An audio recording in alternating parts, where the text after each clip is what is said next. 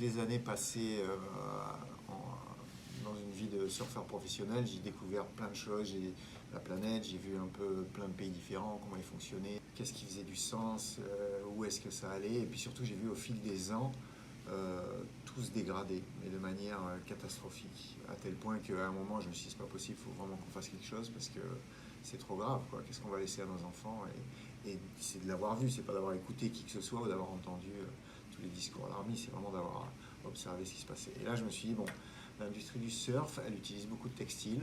D'ailleurs, le t-shirt, c'est un peu notre deuxième peau. De quelle manière on peut faire un produit qui ne laisse pas un impact sur la planète et qui soit bon pour nous aussi et pour notre peau.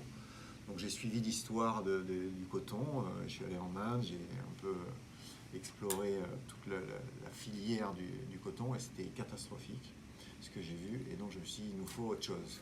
Et je me rappelais quand j'habitais à Hawaï dans les années 80, tout le monde parlait toujours du chanvre comme de million dollar crop, la plante avec laquelle on pouvait sauver l'humanité vraiment et résoudre beaucoup de problèmes. Donc là, j'ai commencé à étudier un peu le chanvre et voir qu'en fait, dans l'histoire de la France, cette plante, elle est vraiment présente partout, quoi. Et on l'a cultivée et on a fait des voiles, on a fait du textile, on a tout fait. Et la France était un des plus gros producteurs. Mais il y a eu une interdiction qui est tombée à la Première Guerre mondiale et qui fait qu'on ne le cultivait plus, et surtout pour le textile. Donc on est parti, nous, de vouloir réinstaller la filière agricole ici, chez nous, pour ramener la filière du textile derrière, pour pouvoir fournir l'industrie du surf. Et on s'est vite rendu compte que ramener la filière du textile, ça allait prendre des années.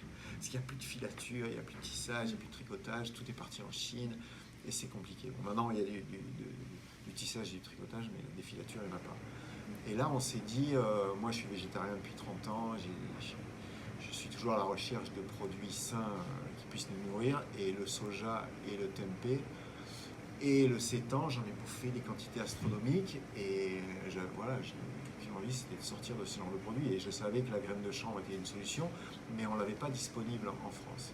Donc du coup, je me suis dit, bah, ça c'est peut-être une porte pour nous, ou une piste à explorer, pour ensuite aller vers tout ce qu'on peut faire avec le chanvre.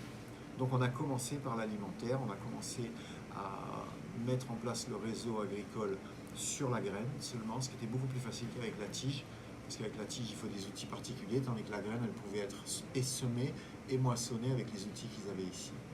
Donc du coup on a lancé la partie agricole avec les agriculteurs, mais derrière il fallait qu'on achète des outils qui nous permettent de transformer de manière industrielle ou semi-industrielle pour pouvoir fournir un petit peu les marchés de l'alimentation française en bio. Du coup, ça a été un peu le départ de l'histoire et c'est là qu'on a commencé à investir des machines pour décortiquer la graine, des presses à huile pour presser. Et voilà. Donc il a fallu apprendre plein de métiers à la fois, agriculteur, commercial, huilier, décortiqueur.